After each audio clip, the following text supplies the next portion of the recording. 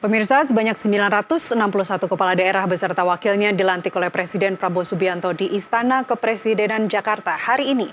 Presiden berpesan bahwa jabatan kepala daerah dan wakil kepala daerah yang mereka jabat saat ini adalah titipan rakyat dan mereka adalah pelayan rakyat. Untuk membahas bagaimana visi dan misi Presiden bisa selaras dengan visi dan misi kepala daerah, bersama kami di studio sudah hadir Direktur Eksekutif Lembaga Survei Indonesia Jayadi Hanan dan melalui Zoom ada anggota Dewan Pembina Perludem, Titi Anggraini. Mas Jayadi, Mbak Titi, terima kasih sudah hadir. Sore, Mas Titi. Hai Mbak Titi, bisa dengar ya? Iya. Salam, assalamualaikum Kak Jayadi. Waalaikumsalam warahmatullahi wabarakatuh. Baik, Jadi Titi sama Titi ya.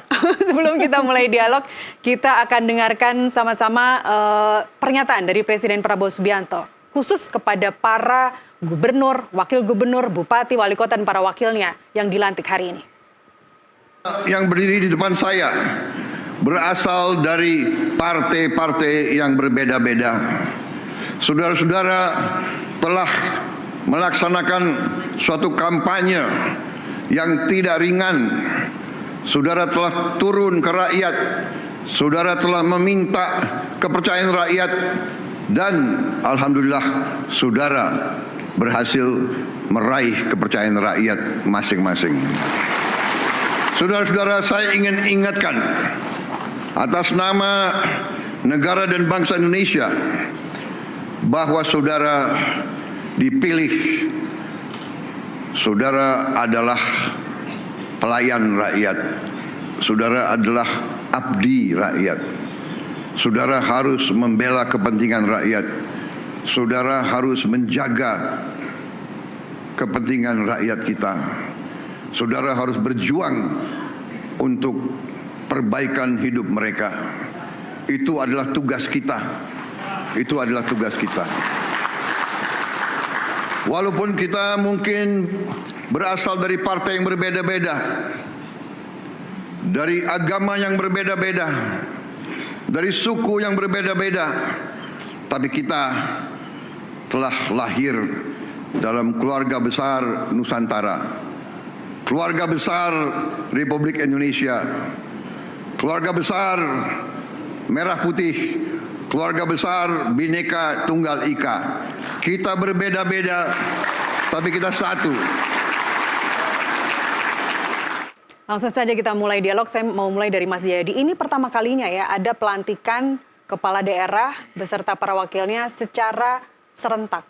Bagaimana Anda melihatnya? Ya, serentak dalam arti hampir semuanya ya, dari 545. Sebetulnya kalau yang 40 itu tidak sedang berproses di MK untuk perkara karena pilkada, mereka dilantik juga bersama-sama. Ya betul, dalam arti serentak di seluruh Indonesia ya, pada hari yang sama. Itu memang ini untuk pertama kalinya.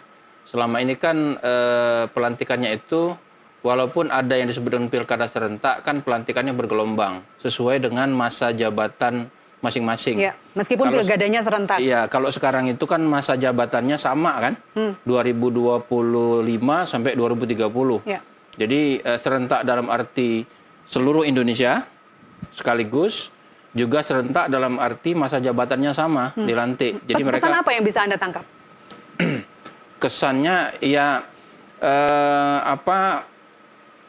ada ya mungkin pilkada serentak itu diharapkan akan membangun persatuan dan kesatuan yang lebih kuat, lebih kokoh ya. Bukan hanya antara pemerintah pusat dengan pemerintahan daerah dalam menjalankan tugasnya sehari-hari, tapi juga ada sinergi antar kepala daerah. Karena kepala daerah itu kan betul tadi kata Pak Prabowo, kita ini berbeda-beda tapi ada satu gitu.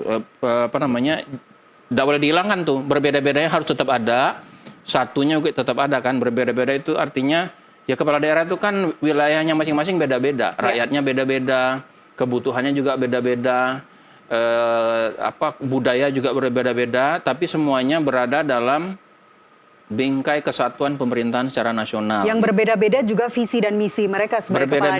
Berbeda-beda juga visi-visi mereka, visi-misi mereka. Tetapi dengan pilkada, dengan penegasan pelantikan serentak itu diharapkan visi misi yang berbeda-beda itu bisa berada dalam payung besar dari pemerintahan secara nasional. Tapi saya ingin mengatakan satu lagi ya, sekali lagi bahwa Itu berarti yang berlaku bukan hanya visi misi payung besarnya, bukan hanya visi misi Presiden Prabowo, tapi juga visi misi dari masing-masing daerah yang berbeda itu, kepala-kepala daerah yang berbeda-beda itu harus ada. Karena tanpa visi misi yang berbeda-beda itu, berarti kan wilayah yang berbeda-beda itu tidak diakui. Jadi ada pemerintahan di daerah, ada pemerintahan daerah, ada pemerintahan nasional, mereka bersinergi, ya, berada dalam visi misi secara masing-masing. Ada visi misi kepala daerah, ada visi misi presiden, tapi kemudian duanya diikat kan, diikat secara bersama-sama oleh visi misi Negara Kesatuan Republik Indonesia. Di bawah payung konsep Asta Cita, saya ke Mbak Titi. Bagaimana Anda melihat visi misi kepala daerah yang berbeda-beda ini, kemudian nantinya akan disatukan, atau bagaimana bisa selaras dengan konsep Asta Cita? Memang pelantikan yang mendasarkan pada pasal 164B Undang-Undang Nomor 10 Tahun 2016. Jadi di sana dikatakan bahwa Presiden sebagai kepala pemerintahan bisa melakukan pelantikan serentak terhadap Bupati Wali Kota. Jadi ruang itu yang kemudian diambil oleh Presiden Prabowo untuk melakukan pelantikan terhadap Bupati Wali Kota. Kalau sebelumnya Bupati Wali Kota itu kan dilantik oleh gubernur ya atas sebagai perwakilan pemerintah pusat dan gubernur oleh Mendagri. Meski di era Pak Jokowi gubernur juga dilantik oleh presiden. Nah, apa pesan yang disampaikan? Memang betul bahwa gubernur, bupati, wali kota itu punya program, visi misi, dan agenda kerja yang mereka tawarkan ketika kampanye.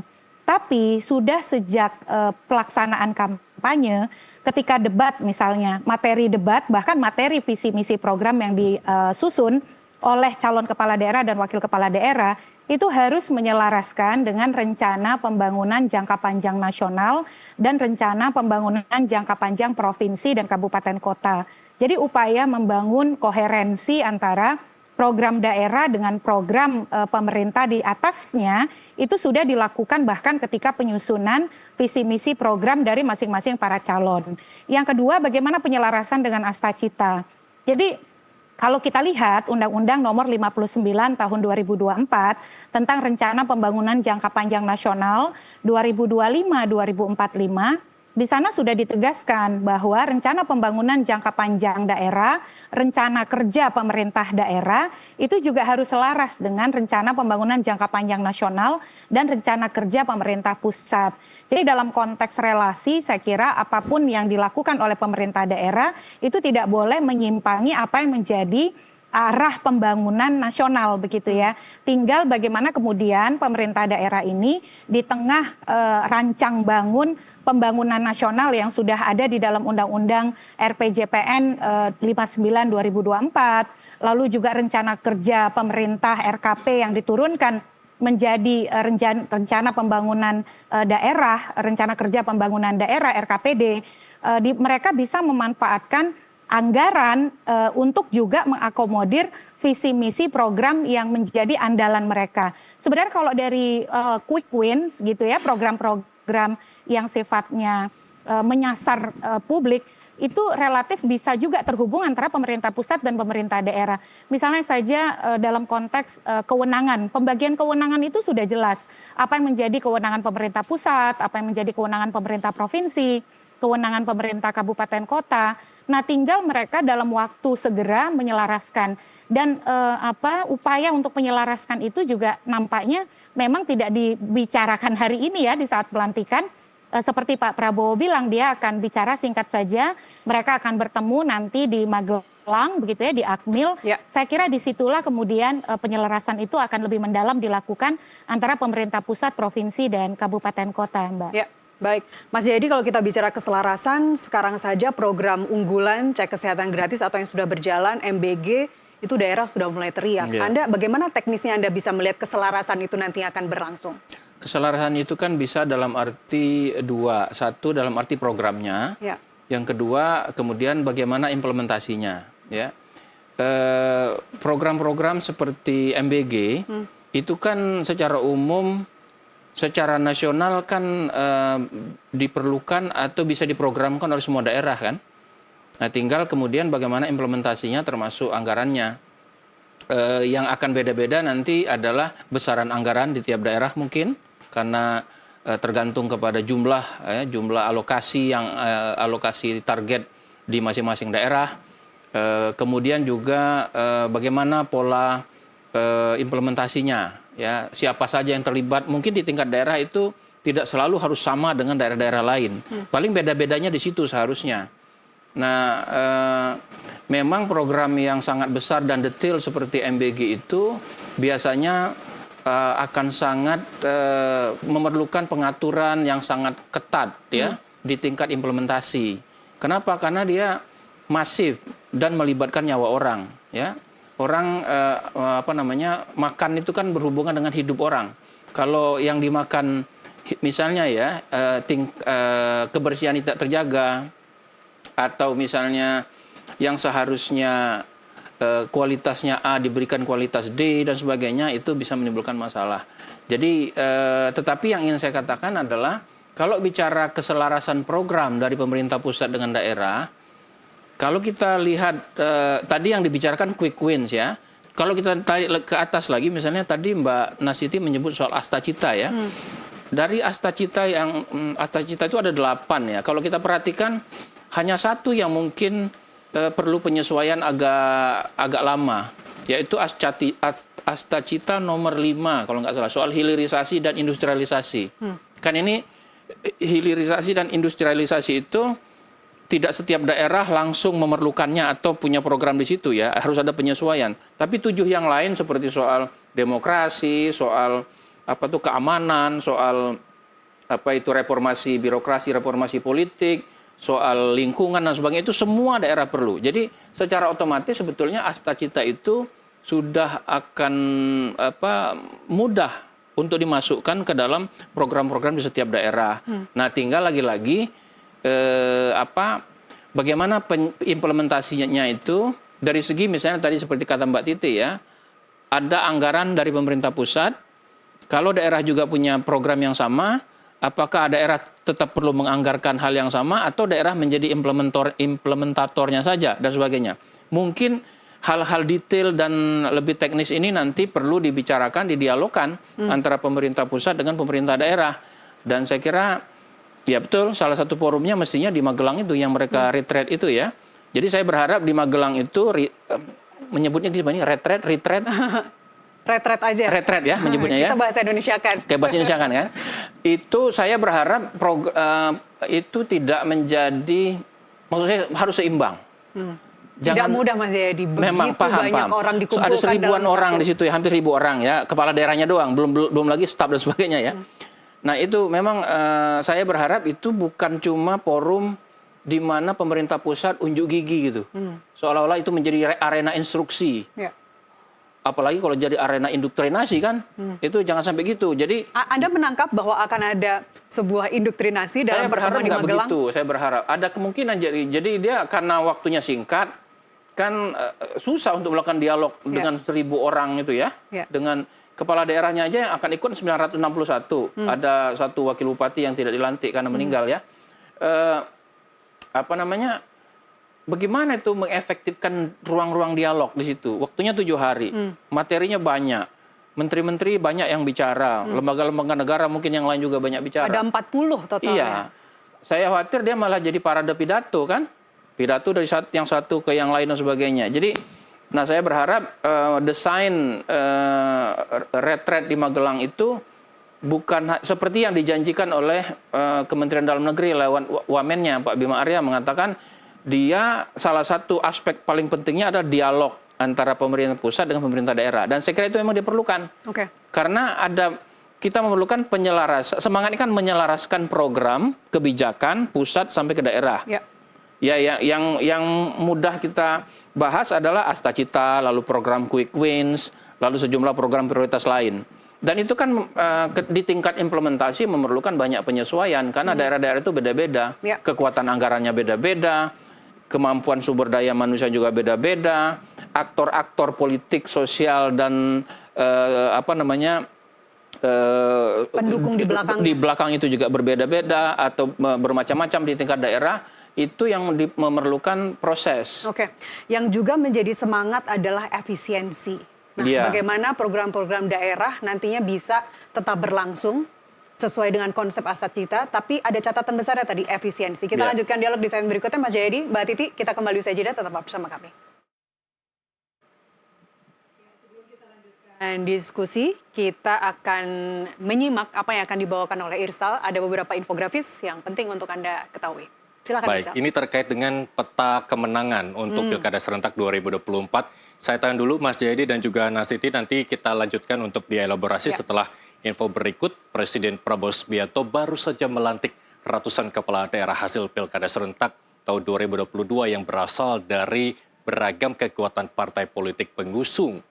Adanya kubu Koalisi Indonesia Maju dan PDI Perjuangan membuat peta kemenangan Pilkada Serentak 2024 semakin bervariasi. Walau Koalisi Indonesia Maju masih mendominasi. Dan berikut kami sajikan informasi peta kemenangan Pilkada Serentak 2024.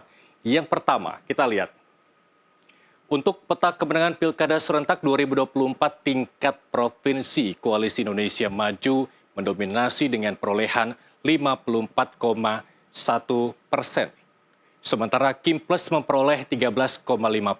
Kemudian PDI Perjuangan memperoleh 2,7% dan PDI Plus 16,2%. Menariknya, di sejumlah provinsi, Koalisi Indonesia Maju dan PDI Perjuangan justru saling bekerja sama. Kita simak slide berikutnya.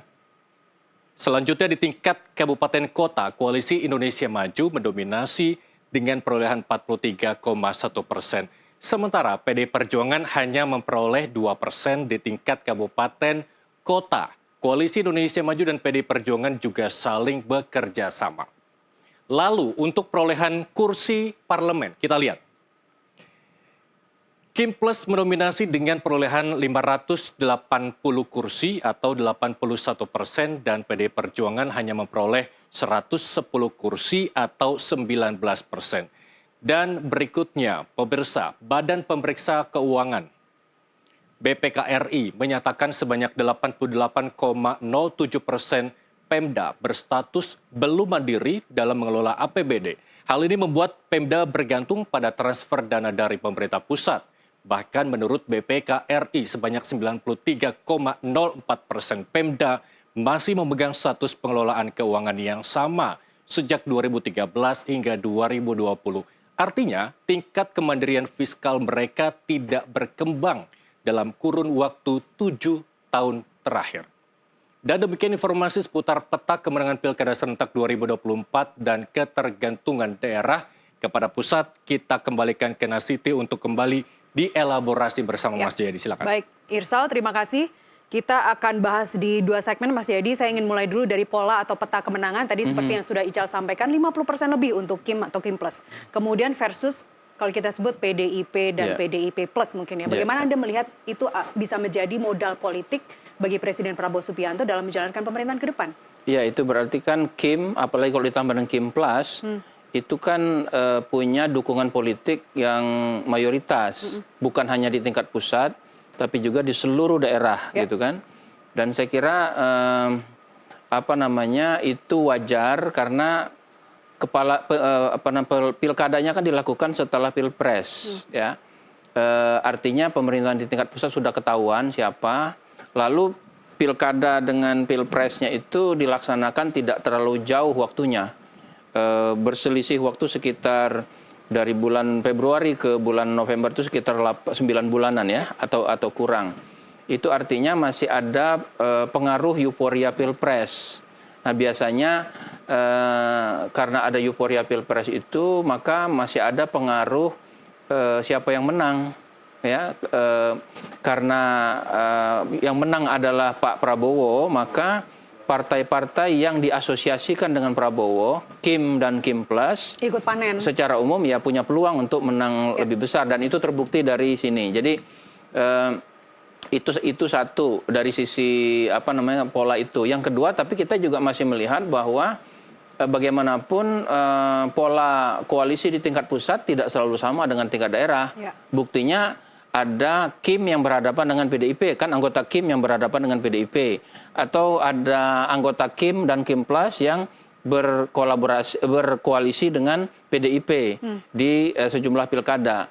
Jadi ini menunjukkan bahwa belum terjadi perubahan yang mendasar, bahwa keragaman peta politik di daerah itu tidak selalu linier sama dengan di pusat. Cuma memang pelaksanaan pilkada serentak yang berdekatan waktunya dengan pelaksanaan pilpres itu, dugaan saya memberi peluang kepada partai atau koalisi partainya presiden yang mencalonkan kepala daerah di sejumlah daerah itu, di provinsi maupun kabupaten kota, untuk memperoleh peluang kemenangan yang lebih besar. Menurut Anda kondisi itu menguntungkan atau menyulitkan buat Pak Prabowo? Secara demokrasi seharusnya itu lebih menguntungkan, karena itu berarti bahwa program-program prioritas utama yang tentu saja didukung oleh Kim dan Kim Plus di tingkat pusat maupun di tingkat daerah, itu kan bisa lebih mulus berjalan, baik di tingkat pusat maupun di tingkat daerah. Tetapi pada saat yang sama, hal kedua tadi, bahwa ada variasi, ada ketidaklinieran antara peta politik di daerah dengan di pusat, itu memberikan peluang bagi dinamika di tiap daerah yang tetap ada. Nah, maksud saya, Kim Plus jangan berambisi untuk menghapuskan semua dinamika tersebut. Ya, kenapa? Karena dinamika tersebut tetap diperlukan supaya program-program prioritas, usulan-usulan dari pemerintah nasional dan Kim Plus di daerah itu tetap memperoleh sparring partner, ya, tetap memperoleh kritik, tetap memperoleh tes, ya, supaya itu yang diinginkan kita, Mas Jayadi. Ya begitu. Kalau yang diinginkan pemerintah kan satu suara semuanya. Program ini berjalan, semuanya mendukung. Ya, kalau satu suara saja itu jangan demokrasi. Bukan demokrasi. Ya. Dan terbukti kalau kita nggak pakai demokrasi, negara kita hancur. Dan kan buat apa sebenarnya kemarin ada pilkada begitu ya, ngabisin duit. Mbak Titi, boleh ditambahin dari peta kemenangan pilkada, apa yang Anda lihat? Bagaimana ini bisa menjadi modal politik bagi Pak Prabowo ke depan? Ya, satu sisi modal politik, tapi juga sebagai publik kita harus pasang kuda-kuda juga ya. Karena ketika misalnya di daerah kekuatan kontrolnya lemah, maka akan ada potensi untuk terjadinya penyimpangan atau kemudian program-program yang minim pengawasan. Jadi satu sisi kalau dilihat dari lanskap peta politik daerah, nampaknya akan cukup mudah bagi pemerintahan Pak Prabowo untuk menginternalisasi apa yang menjadi program terutama quick wins dan juga beberapa prioritas di Astacita melalui kepemimpinan di daerah. Untuk level PDIP saja misalnya kan tidak terlalu jelas ya posisinya terhadap pemerintahan, yang pasti adalah pernyataan-pernyataan akan mendukung program Prabowo dan lain sebagainya. Nah, jadi saya kira tidak akan banyak ada hambatan, apalagi mayoritas daerah di Indonesia itu mengandalkan pembiayaan yang bersumber dari DAU, DAK. Termasuk juga misalnya ada daerah khusus Aceh dan Papua, itu juga mendapatkan sokongan dana yang besar dari Otsus. Hanya saja kan kalau dari lanskap pendanaan ada efisiensi ya dari sisi dana alokasi umum misalnya. Dari 446,63 triliun itu dikurangi 15,7 triliun. Lalu dana alokasi khusus dari 36,95 triliun itu dikurangi 18,3 triliun. Dana otonomi khusus juga demikian untuk Aceh dan Papua. Nah, yang menjadi tantangan bagi daerah-daerah adalah bagaimana mereka berhitung terhadap dampak efisiensi ini terhadap upaya pencapaian visi misi dan program mereka. Karena bagaimanapun mereka pasti punya program unggulan yang mereka tawarkan ketika proses kampanye lalu. Kalau sisi pendidikan gratis, kesehatan dan lain sebagainya, saya kira itu bisa menumpang dalam program yang memang menjadi unggulan dari pemerintah pusat ya. Dari mulai makan bergizi gratis, lalu kesehatan, renovasi sekolah, tempat rumah sakit dan lain sebagainya. Tapi kalau ada hal yang spesifik yang itu memang menjadi agenda yang dijanjikan oleh kepala daerah kepada masyarakatnya, mau tidak mau potensi keuangan daerah itu yang kemudian menjadi andalan. Ya. Nah, saya kira salah satu keuntungan dari pertemuan atau pelantikan serentak ini adalah bagaimana para kepala daerah ini membangun networking, membangun kolaborasi bersama daerah-daerah lain, dan saling kemudian memanfaatkan ya keunggulan-keunggulan daerah untuk kemudian mendapatkan potensial market di dalam berkolaborasi dengan daerah yang lain. Ini salah satu ya sisi baiknya kalau boleh dibilang. Ada 33 gubernur begitu ya, kemudian juga ada dari 481 kepala daerah. Nah, bagaimana mereka bisa bertukar kerjasama dan kolaborasi? Harusnya ini juga bisa menjadi keluaran dari proses retret ini. Selain dari ya tadi ya mereka harus kerja cepat ini di daerah, karena Mbak Nastiti dan Kak Jayadi, APBD itu sudah ditetapkan. Jadi APBD itu kan sudah ditetapkan tahun lalu. Kalaupun mereka ingin melakukan penyesuaian APBD, penyesuaian itu baru bisa dilakukan ya kira-kira bulan Juli begitu ya, dan Agustus kemudian APBD perubahan bisa dijalankan. Nah, bagaimana kemudian kepala daerah yang bukan petahana itu bisa merekonstruksi anggaran yang sudah kadung diketok palu tahun lalu, sehingga bisa menyelaraskan dengan program pemerintah pusat yang bisa jadi DAU DAK itu akan dipesankan sesuai agenda pemerintah pusat dengan apa yang menjadi program yang dia bawa. Begitu. Baik, apalagi itu janji-janji saat kampanye pilkada kemarin yang harus ditepati. Kita lanjutkan soal efisiensi anggaran daerah ini, Mbak Titi, Mas Jayadi, kita kembali usai jeda, tetaplah bersama kami.